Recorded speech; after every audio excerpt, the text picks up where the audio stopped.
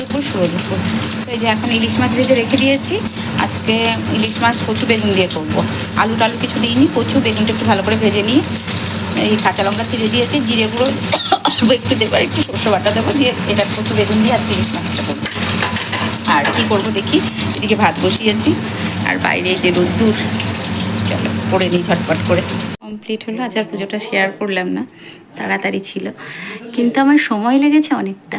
এই যে আমার ছোনা বাবা সাজুগুজু করে বসে আছে, আর আজকে অন্য ঠাকুরদের বাতাসা দিয়েছি, অন্য কিছু ছিল না। আর গপুকে দুধ জিরে এইসব দিয়ে মেখে দিয়েছি, মিষ্টি টিষ্টি দিয়ে গপুকে মেখে দিয়েছি, এই হচ্ছে কথা। চলো আজকে যেহেতু দাওয়াদশী, তো গপুকে ওখানে বসিয়ে পুজো করেছি, আর এবার কান্তিবাবুকে খেতে দেব। সুন্দর করে পুজোটা করলাম। চলো। হরে কৃষ্ণ কৃষ্ণ কৃষ্ণ হরে হরে, হরে রাম রাম রাম হরে হরে, হরে কৃষ্ণ। মেঘ করেছে, বৃষ্টি নামবে মনে। হরে কৃষ্ণ কৃষ্ণ হরে হরে, হরে রাম রাম রাম হরে হরে, হরে কৃষ্ণ কৃষ্ণ কৃষ্ণ হরে হরে, হরে রাম। ওরা দুজনে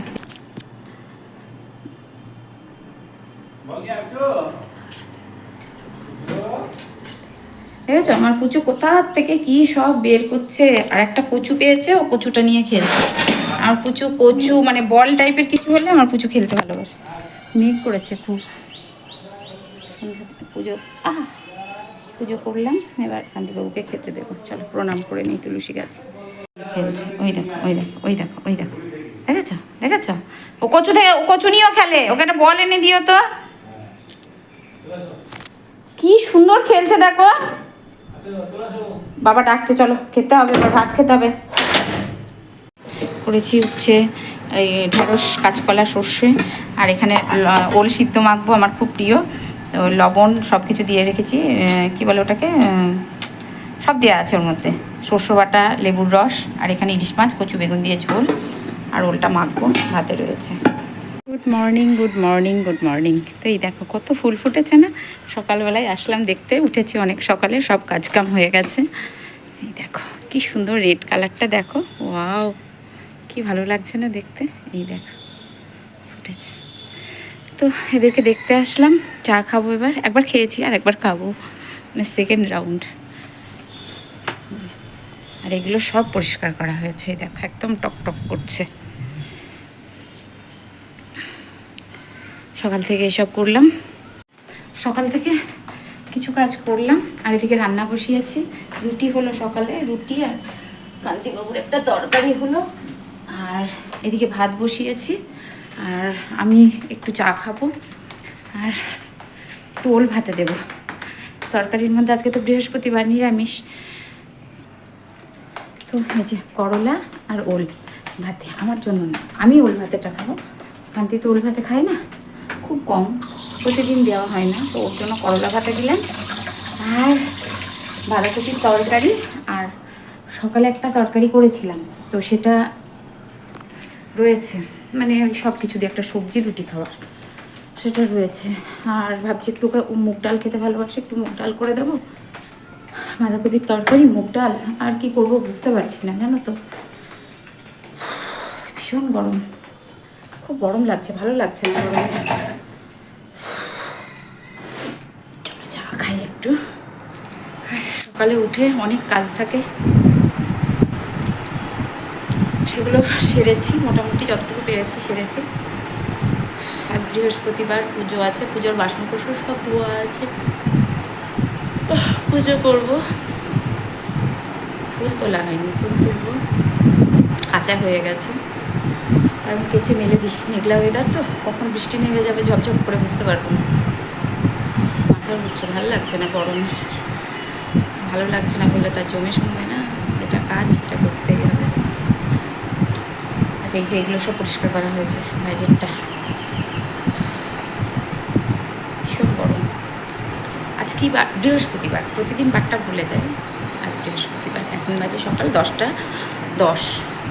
তো ভাতটা বসিয়ে দিলাম, আর মনে হয় তো যাবে খেয়ে রান্না করতে। আর বাঁধাকপির তরকারি করব, একটু ডাল করব। বাঁধাকপির তরকারিটা হচ্ছে, আর সকালে রুটি খাওয়ার তরকারি, রুটি দুটো হয়েছে। আর এখন আর কি করব দেখি। হ্যালো বন্ধুরা, শুভ দুপুর শুভ দুপুর শুভ দুপুর।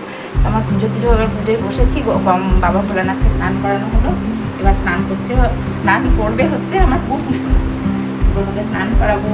তারপরে হচ্ছে কান্তিবাবু চলে এসেছে। আজ বৃহস্পতিবার, মা লক্ষ্মীর পুজো। তোমরা তো জানোই আমার বাড়িতে মা লক্ষ্মীর পুজো হয়, তো সেটাও করবো। এবার করবো, আগে গরুকে স্নানটা করিয়ে নিই। তারপরে কান্তিবাবু চলে এসেছে, আজকে তাড়াতাড়ি এসেছে। চন্দনটা কষে নিলাম, আর তুলসীর পত্র আজকে জানি তুলতে নেই, তো তুললাম। তবুও স্নানটা করিয়ে নিই। পরে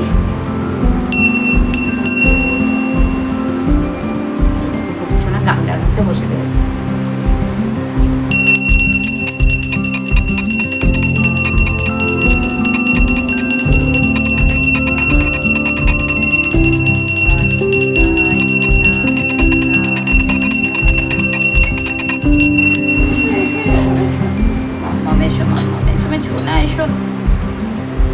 স্নান কমপ্লিট, এবার কুকু জামা পরবে।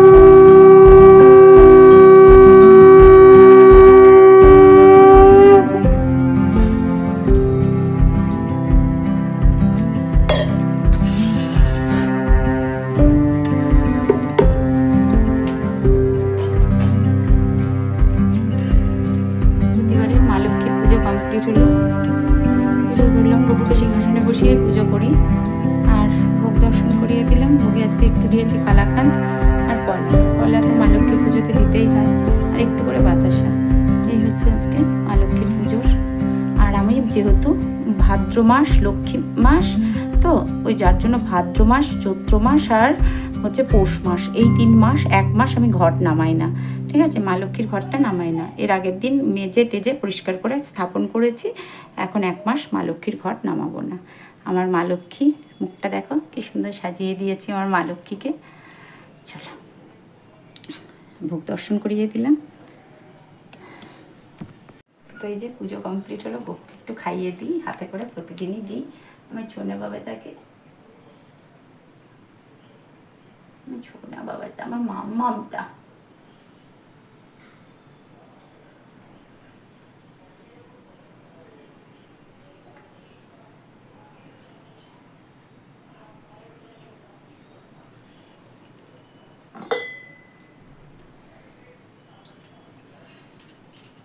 ছোনা বাবাটা আমার বাবুটা, আমার মানিকটা, আমার গপু। তো পুজোটা করলাম। বাবা পুজো করতে আজ বৃহস্পতিবার, একটু সময় লাগে জানোই, তো সেটা কোনো ব্যাপার না। জীবনের সব সময় তো ব্যস্ত থাকি, ঠাকুরের জন্য আর কতটুকু সময় বের করতে পারি। আর যেটা হচ্ছে এই হচ্ছে ব্যাপার। আর কান্তিবাবু বসে আছে, আমার পুচু বল খেলছে, কিন্তু আমার পুচু খেলেন, আমার পুচু খেলছে, আমার পুচু খেলেন না। পুচু ভালো লাগছে না, ও পুচু ওকে ডেকে ডেকে নিয়ে যাচ্ছে, কিন্তু ও খেলবে না, ওর ভালো লাগছে না। তো ভগবান আছেন, ভগবান সদা সর্বত্র বিরাজমান, আমি ঈশ্বরে বিশ্বাসী। তো মাস দুয়েক আগে একজন আমাকে ফেসবুকে খুব গালিগালাজ করেছিল, অকথ্য ভাষায় গালিগালাজ করেছিল, এবং সেখানে যদিও আমার নাম উল্লেখ ছিল না, কিন্তু সবাই তার ঘাসে মুখ দিয়ে চলে না, যে সে ভীষণ চালাক বা তারা ভীষণ চালাক, আর কেউ কিছু বুঝবে না। যাই হোক, তো সেখানে প্রচুর গালিগালাজ করা হয়েছিল, এমনকি আমার মৃত বাবাকে তুলে পর্যন্ত গালিগালাজ দেওয়া হয়েছিল। তো আমার মৃত বাবাকে তুলে গালিগালাজ দেওয়া হয়েছিল, যে তোর বাপের কি, তোর বাবা, এরকম বলে গালিগালাজ দেওয়া হয়েছিল। তো আমাকে যখন তখন একের পর এক ফোন করছিল সকলে, যারা আমার পরিচিত, যে কী গো, তোমাকে এরকম করে গালিগালাজ কেন দিচ্ছে? তো আমি বলেছিলাম, হ্যাঁ গালিগালাজ দিচ্ছে, দেখ, আমি তো দিচ্ছে দেখ। তা সেই সময়টা না অনেকেই বলেছিল, ওকে সাপোর্ট করেছিল, যে হ্যাঁ তুমি যা বলেছো ঠিক বলেছো, যা বলেছো ঠিক বলেছো, গালিগালাজ দিয়েছো, একদম বেশ করেছো, আর তোমাকে যা করেছো ঠিক করেছো, একদম ঠিক বলেছো। আমার পাড়া প্রতিবেশী তারা ঠিক বলেছো, তারা বলবো না, একজন ঠিকই করেছে। এবং সে যে ভিডিওটা গালিগালাজ করেছিল, সেই ভিডিওটা সে সকলকে দেখিয়ে খুব মজা নিয়েছিল, যে এই দেখো ওকে কীভাবে গালিগালা কেমন ঝাড়ছে দেখো। সেই ভদ্রমহিলা খুব মজা নিয়েছিল, যে দেখো ওকে কেমন ঝাড়ছে দেখো। তাই ঠাকুরের সামনে বলছি, সেই সময় আমি খুব কেঁদেছিলাম, খুব কষ্ট পেয়েছিলাম, যে এই রকম করে বলল। আর এইরকম করে বলল বলতে গেলে একটা মিসআন্ডারস্ট্যান্ডিং থেকে হয়েছিল, তা মানুষ এতটা হিংস্র হতে পারে যে কারোর প্রতি কারোর বদলা নেওয়ার জন্য উঠে পড়ে লেগেছিল তখন সবাই আমার পিছনে। তিনজন আমার পিছনে উঠে পড়ে লেগেছিল। তো আর সেই সময় শুধু আমি গোবিন্দকে ডেকেছিলাম, গোপুকে ডেকেছিলাম, যে গোপু তুই দেখিস, তুই যদি থাকিস আর আমি যদি সত্যের পথে থাকি, তুই বিচার করবি, তুই ধৈর্য ধরে তুই বিচার করবি। তখন আমাকে বৈশালী বলেছিল, ও তো আমাকে অনু বলে, অনু তুমি কেঁদো না, তুমি কষ্ট পেও না, তুমি কষ্ট পাবে না, তুমি কাঁদবে না, শুধু একটু সহ্য করো, একটু চুপ থাকো, তুমি সহ্য করো, ভগবানের প্রতিদান দেবেই, সময়ের প্রতিদান দেবে। আজ ঠাকুরের সামনে বসে বলছি, আমার এমন পরিস্থিতি তৈরি করেছিল এরা তখন, মানে মেন্টালি এতটা সিক করে দিয়েছিল আমাকে। আমার ছেলে আমার পাশে ছিল, বৈশালী ছিল, তো এরা সকলে আমাকে মেন্টালি সাপোর্ট দিয়েছিল, যে না তোমার কোনো কিছু করার নেই। আর একজন ছিল, যে সে আমাকে মেন্টালি সাপোর্ট দিয়েছিল, কোনো কিছু করো না। আমার কেয়াদি আমাকে সাপোর্ট করেছিল, খুব সাপোর্ট করেছিল কেয়াদি। তো সে বলেছিল যে দেখো অমুককে কেমন ঝাট, খুব মজা উঠেছিল, খুব মজা উঠেছিল। আমি শুধু গোবিন্দকে দেখেছিলাম, যে যার এত উপকার করলাম, যে এত সে আজকে আমাকে এরকম করে নিয়ে 10 জনকে আমার ভিডিও, মানে আমাকে গালাগালি করছে, সেই ভিডিওটা সে সবাইকে নিয়ে মজা লুটছে, যার এত বড় উপকার করেছিলাম। যাই হোক, সেটা পরের কথা। মানুষ উপকারের দাম দেয় না, যদি কেউ ক্ষতি করে তার দামটা দেয়। তো ভগবানের কাছে কোনোদিন কারোর খারাপ চাইনি, শুধু একটা কথা বলেছিলাম, যে গোবিন্দ তুমি বিচার করো, আমার কাছে কিছু নেই, আমি কিচ্ছু করতে পারবো না, এর বিচার তুমি করো। যে বা যারা এরকমভাবে, একজন আমাকে বলেছিল, হ্যাঁ ঘুঘু দেখেছে, ঘুঘুর ফাঁদ দেখেনি, আইনের পথে যেতে হবে, আইন আদালত দেখিয়েছিল। আর একজনা লিখেছে, হ্যাঁ যা করেছো বেশ করেছো, একদম ঠিক বলেছো। অনেক কথাই বলেছিল, সবই মনে আছে, মনে থাকবে, যতদিন আমি বেঁচে থাকবো মনে থাকবে। আর আমার শরীরে যতদিন রক্ত আছে ততদিন পর্যন্ত আমি তাদের মুখ দর্শন করতে চাই না। সেই অপমানগুলো আমি ভুলিনি, আজও ভুলিনি, কোনোদিনই ভুলবো না। তারা যদি এইখানে থাকে, আমি 7 হাত দূরে যাই, তাদের মুখের দিকে পর্যন্ত আমি তাকাই না। তো যাই হোক, ভগবান আছেন, ভগবান ছিল, ভগবান সর্বশক্তিময়। আমি যদি কোনো অন্যায় না করে থাকি, কোনো যদি আমি সৎ পথে থাকি, তাহলে গোবিন্দ সঠিক বিচার করবে। আমি শুধু গোবিন্দর হাতে ছেড়ে দিয়েছিলাম, আমি শুধু ভগবানের হাতে ছেড়ে দিয়েছিলাম, যে ভগবান তুমি দেখো, যা করার তুমি করো, আমি তো পারবো না এদের সাথে। এই ঠাকুর ঘরে বসে হাও হাও করে কেঁদেছিলাম, সন্ধ্যাবেলায় বসে বসে, যে এত কুকথা কুকথা হাও হাও করে এখানে বসে বসে কেঁদেছিল। এত টোন্টিং, এত কিছু, মানুষকে দেখে হাসা, তাকে দেখে বিদ্রুপ করা, এত কিছু। মানুষ এতটা মানে হিংস্র হতে পারে। আমাকে একঘরে করে এরকম একটা প্ল্যান ছিল যে আমি একঘরে হয়ে থাকবো, আমার সাথে কেউ কথা বলবে না, করবে না। চেষ্টা করো, তোমরা ভালো থেকো। এখন আমি বলছি চেষ্টা চালিয়ে যাও, তুমি সফল হও বা তোমরা সফল হও, ঠিক আছে? আমার কাছে যদি গোবিন্দ থাকে, গোবিন্দ এর বিচার করবে। আমি যদি সত্যি হয়ে থাকি, যদি আমি অনেস্ট হয়ে থাকি, এর বিচার গোবিন্দ করবে।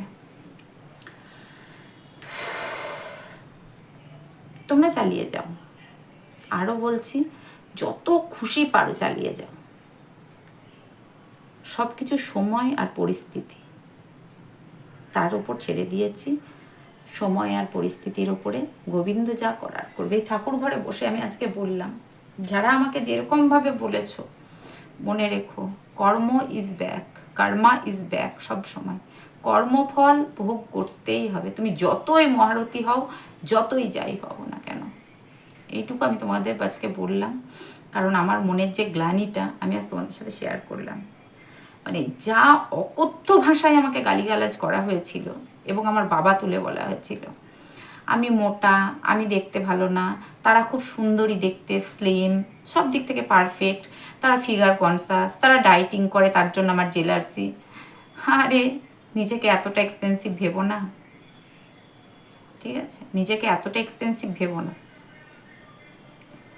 যাই হোক, তো এইটুকু বলার আজকে আমার ঠাকুরের সামনে আমি শুধু বলছি, ঠাকুর এই ভগবান যদি, তুমি যদি থাকো, যে যারা যারা আমাকে যেরকমভাবে অকথ্য ভাষায় বলেছে, তার বিচার তুমি করো। আমি পারবো না, তার বিচার তুমি করো। তো আমাকে আমার বান্ধবী শুধু একটা কথাই বলেছিল যে তুমি একটু ধৈর্য ধরো, তোমার কষ্ট হচ্ছে জানি, সত্যি আমার খুব কষ্ট হয়েছিল সেই টাইমটায়, কষ্ট হচ্ছে জানি, তুমি একটু ধৈর্য ধরো, দেখো ভগবান ঠিক সুবিচার করবেন। যেরকমভাবে আমাকে নিয়ে বলা হয়েছিল তখন খুব মজা লুটেছিল, মানে প্রচণ্ড টোন্টিং, দরজা ধরাম করে বন্ধ করে দেওয়া, এই করা সেই করা, প্রচণ্ড টোন্টিং, হাসা হাসি, বিদ্রুপ করা, এগুলো ঠিক না, এগুলো করতে নেই। মানুষকে দেখে এরকম বিদ্রুপ করতে নেই। কোনোদিন তুমিই না ঠাট্টার পাত্রী হয়ে যাও। আমি শুধু ঠাকুরকে দেখিয়েছিলাম যে তুমি বিচার করো, এর যা করার তুমি করো প্রভু, আমি পারবো না, তুমি করো। আমার মাও বলে যে একটু ধৈর্য ধর, সময় ভগবান আজ তোকে বলছে 4 জন, হ্যাঁ আজকে তোকে বললে গেল 4 জন, একদিন দেখবি তাদেরকে বলবে 10 জন। তুই বলতে পারবি না তাদেরকে, ভগবান তোকে দিয়ে বলাবে না, 10 জন অন্য লোকে বলবে, শুনতে তাদের হবেই, কিন্তু তারা 10 জনে বলবে। তুই চুপ করে থাক, তুই ধৈর্য ধর। আমার মাও জানে, মাও বলেছে তুই ধৈর্য ধর, তুই চুপ করে থাক, তাদেরকে 10 জনে বলবে, তুই চিন্তা করিস না। চলো, অনেকটা বকবক করলাম, এবার প্রসাদটা তুলে খেতে দেবো।